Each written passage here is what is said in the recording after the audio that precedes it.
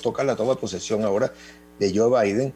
Con el invitado que tenemos es Tony Rosado, ha estado con nosotros antes, amigos, es analista de asuntos estadounidenses y latinoamericanos, conoce muy bien Venezuela, ha venido a la serie de béisbol y todo, y hemos hablado con él tanto aquí como en Vivo Play, y conoce muchísimo lo que es América Latina y sobre todo los latinos en Estados Unidos. Bueno, con esta toma de posesión hoy, primera vez que un presidente saliente no le entrega al otro, tiene tantas situaciones diferentes a lo que ha pasado, como el asalto al Congreso y todo esto. Lo que queremos conversar con Tony es, bueno, su perspectiva de cómo será el gobierno de Biden y cómo ver hacia América Latina, porque hoy, en la salida, Trump ayer firmó, para su salida de hoy, para los venezolanos la posibilidad de quedarse en Estados Unidos un tiempo y darles algunas prerrogativas para que no los vayan a deportar, pero era algo que había ofrecido hacía 4 años y lo cumplió la noche, el deseo la noche que salía. Pero bueno, queremos que seas tú el que nos ponga al día, Tony, bienvenido. Muchas gracias, Nelson. Hola, Mariela. Pues a mí me da mucho gusto estar aquí con ustedes en este día histórico y muy importante en los Estados Unidos, en que el nuevo presidente Joe Biden ha llegado a la Casa Blanca y por primera vez en la historia tenemos a una mujer como vicepresidenta de los Estados Unidos, en la vicepresidenta Harris. Efectivamente, como lo comentabas, en una de esas últimas cosas que hizo Donald Trump, antes de irse de la Casa Blanca, firmó ese decreto presidencial en el que le otorga este estatus migratorio, esta calidad migratoria de manera temporal a los venezolanos que se encuentran en los Estados Unidos para que puedan permanecer aquí y mientras permanezcan aquí puedan trabajar legalmente. Esto es cierto que venía anunciándolo desde hace años y claro que pues se toma lo que se da, ¿verdad? Pero esto aquí tiene las características, según los expertos, de que es más bien una de tantas cosas que hizo en el último momento para obstaculizar más la labor del presidente Biden en vez de para querer ayudarle al pueblo venezolano. Así es. Sin embargo, pues es una ayuda por lo pronto y va a ser pues un punto de transición. El presidente Biden tiene como una de sus prioridades una reforma migratoria en los Estados Unidos, no exclusivamente para los venezolanos, pero para el mundo en general, en la que se habla de que la gente va a tener más facilidades para entrar al país, va a poder alcanzar la residencia permanente en 5 años y 3 años después, para un total de 8 años a partir de que ingresaron la ciudadanía estadounidense, si así lo desean y siempre y cuando no tengan antecedentes penales. También el presidente Biden planea esta misma semana, por decreto presidencial, levantar esas órdenes tan estrictas que había impuesto Trump para el otorgamiento de casos de asilo. En otras palabras, para que personas que vengan del extranjero, y esto es importante que lo señala Biden, no solamente como refugiados políticos, sino también económicos, puedan solicitar asilo y acogerse a los Estados Unidos con unas normas más relajadas y con un criterio más amplio por parte de los jueces de inmigración de lo que venía haciendo el gobierno de la administración de Trump.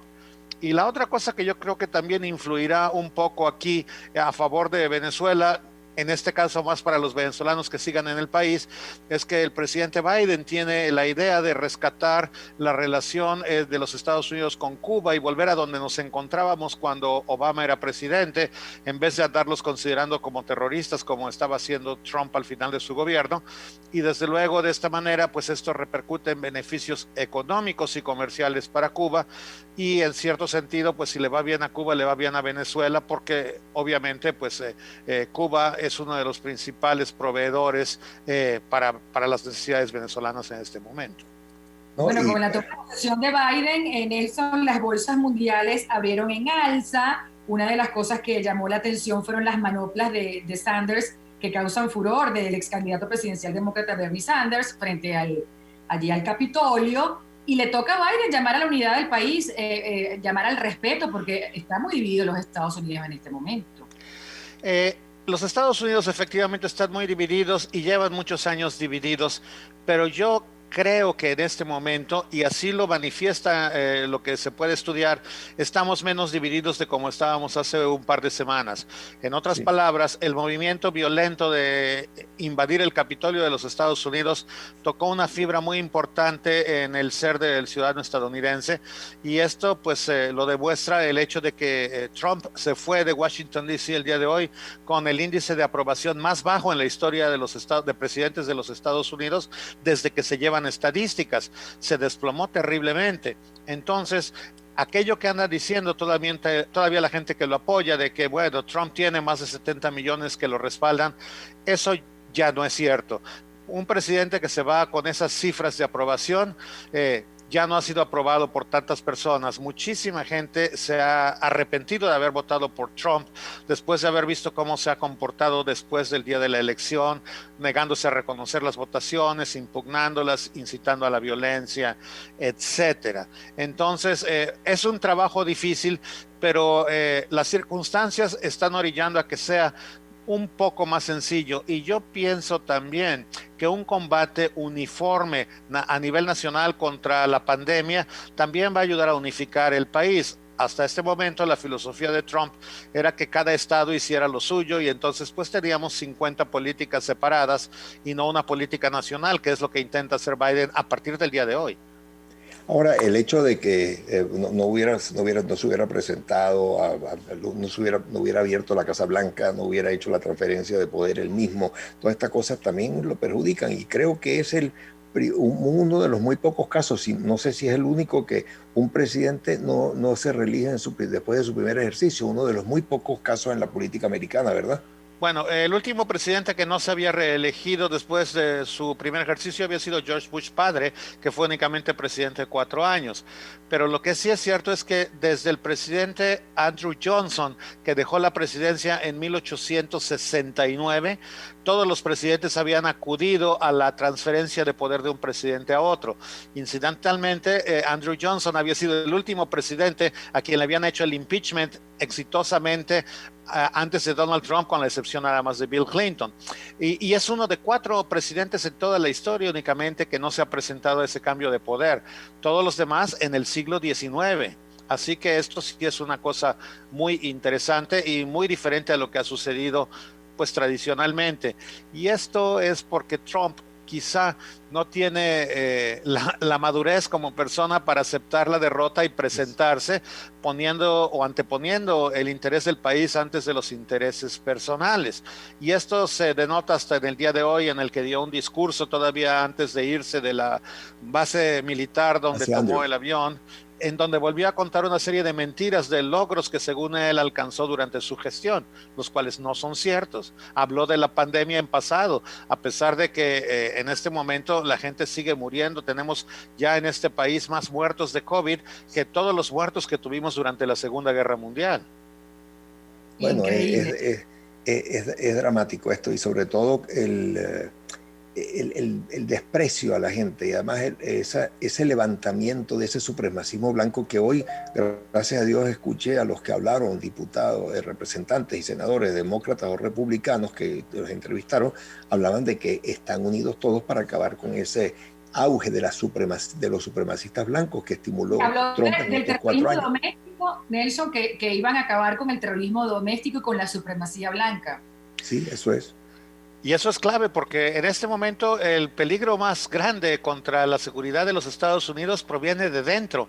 Es cierto que todavía hay grupos terroristas del Medio Oriente que quisieran hacerle algo a los Estados Unidos. Es cierto que el presidente Putin es impredecible, pero los peligros más grandes que corremos en este momento provienen desde adentro. Y yo creo que el presidente Biden envió un mensaje muy claro el día de hoy, simplemente con la tónica de la toma de posesión que tuvo el día de hoy. Tuvimos nosotros una mezcla de diversidad en razas, en géneros, en religiones, como nunca habíamos visto antes. Por ejemplo, tuvimos a una chica poetisa afroamericana que leyó un poema que escribió la noche de la invasión al Capitolio. Tuvimos a Jennifer López, que cantó America the Beautiful poniendo o incorporando una parte de la letra en español. Por primera vez que esto sucede también. Tuvimos, desde luego, la primera mujer afroamericana asiática que se juramentó como vicepresidenta de los Estados Unidos. Tuvimos por primera vez desde que Kennedy fue presidente a un sacerdote católico dando la oración al inicio de la ceremonia, porque el presidente Biden es católico. O sea, una serie de circunstancias que denotan ese deseo de inclusión, además del discurso del presidente, que fue un discurso inclusivo y muy conciliatorio también. No, de verdad que ojalá que las cosas sigan funcionen, porque también, bueno, me sorprende saber pues lo que supimos estos días de que algunos de estos, es que se veía en las imágenes que hay grabadas, que a muchos guardias permitieron el acceso, inclusive revitaron a 15 que estaban ligados a los supremacistas blancos. Es decir, la situación es peligrosísima porque están muy metida dentro. Lo que vimos del asalto al Capitolio fue algo bochornoso, peligrosísimo además. Esos grupos racistas y supremacistas siempre han existido en los Estados Unidos, pero nunca habían tenido el apoyo y la aprobación por parte del presidente del país. Nunca habíamos tenido una administración en la que cambiáramos de ministro de Defensa Nacional como cambiar de zapatos, todos nada más como encargados de despacho para no tener que pasar por el escrutinio de una aprobación por el Senado, que ninguno de ellos la hubiera pasado. Un desastre de administración. Algo que se nos pasó a los dos es que Garth Brooks, el vaquero de country, también habló para un público más conservador, me dice mi hijo Nelson Eduardo. Hubo para todos los gustos. Y muy importante porque Garth Brooks es música country western. Garth Brooks viene de los estados del sur de los Estados Unidos, y en el sur de los Estados Unidos es donde se encuentra el mayor apoyo a Donald Trump, porque esa es la parte del país más conservadora, la parte del país más religiosa, más evangélica, y el hecho de que Garth Brooks haya participado, eso también es cierto que mandó un mensaje sumamente importante. Oye, bueno, y los mensajes de diferentes partes del mundo y diferentes países. Rusia espera trabajo más constructivo con Biden. El Papa animó a Joe Biden a fomentar la reconciliación y la paz en Estados Unidos y el mundo. En fin, bueno, la ONU espera una relación muy activa y positiva con el nuevo gobierno de Biden. De todas partes. Irán le dio la bienvenida a la marcha del tirano Trump. Así lo ha dicho. Irán está de fiesta. Bueno, es que Irán estaba también bajo un riesgo tremendo de que Trump les hubiera hecho algo en estos años. Antes de salir, sí. Y desde luego, pues es importante que a partir de hoy los Estados Unidos se vuelvan a incorporar al Tratado de París sobre el cambio climático. Esta misma semana vamos a volver a ingresar a la Organización Mundial de la Salud, quizá la semana que viene nuevamente a la UNESCO. El presidente Biden cree en los organismos internacionales, en el concierto internacional, y mientras que Trump era totalmente enfocarse hacia dentro del país. Y desde luego el presidente Biden también va a tomar en cuenta a América Latina no solamente para erigir muros e impedir la entrada de la gente, sino para tratar de establecer mejor situaciones de intercambio comercial y derechos humanos. Ya vimos sabemos que viene conversaciones con la Unión Europea en cuanto al caso venezolano. Ayer el secretario de Estado nominado también habló del caso Venezuela. Total que hemos visto que no hay un cambio de línea que se siente, sino al contrario, más bien buscar otras fórmulas para ayudar. Así que bueno, Tony, de verdad que te agradecemos muchísimo, siempre muy atinado tus comentarios y Tony, de verdad que nos agrada mucho. Disculpa que te interrumpa rápido, pero creo que hay un tema que queda pendiente, que es el del impeachment. Ahora con la juramentación de Biden, ¿cuánta vida tiene el impeachment? ¿Baja o sube la presión para Trump? La presión para Trump sube porque ha habido una ruptura del Partido Republicano con él. Cuando tú estás abajo, ya no tienes amigos. Y esa señal ha mandado ya Mitch McConnell muy fuerte. Muy dura. A partir de hoy él es el líder de la minoría en el Senado, sí. Pero desde luego al Senado de los Estados Unidos, a la mayoría de los senadores de ambos partidos les interesa el hacer el juicio y que Trump pierda, porque les interesa inhabilitarlo de por vida para que vuelva a ocupar un cargo de elección popular. Una vez que Trump ya no pueda por ley postularse nuevamente a la presidencia, pues eso va a cambiar mucho su nivel de influencia y desde luego su interés en seguir en la política. No, y además que eso de republicano fue para esto, porque él no era republicano, él no tenía partido. Lo único que le queda, y eso se rumoró muchísimo esta mañana, es que la esposa de su hijo Eric, Lara Bush, está considerando seriamente postularse para el Senado por el estado de Carolina del Norte, y su hija Ivanka está considerando postularse para el Senado por la Florida, retando a Marco Rubio en la elección primaria republicana. Bueno, interesante. Ahí vienen un par de retos políticos, ¿no? La segunda generación de los Trump, pues parece tener más vida que el propio padre en lo que pudiese ser un third rail del sistema americano, un tercer riel con un partido que no sea ninguno de los dos tradicionales, ¿no? O se dan por vencido, Tony. Es posible, pero el gran problema que enfrenta, y aquí es toda la familia Trump, es una serie de procedimientos judiciales muy fuertes, Cierto. que ahora que el presidente ha perdido el fuero van a iniciarse a partir de esta semana o la próxima, y no podemos olvidar que a fin de este mes el presidente tiene unos préstamos de más de $300 millones que se vuelven exigibles con bancos europeos, y el presidente no tiene dinero para pagar eso en este momento. Bueno, ahí está, vimos cómo se le ha disminuido también el apoyo comercial y el apoyo institucional de corporaciones y todo, así que va a ser difícil la cosa. Bueno, nada, como dice el refrán, el que la hace la paga. Así es. Correcto.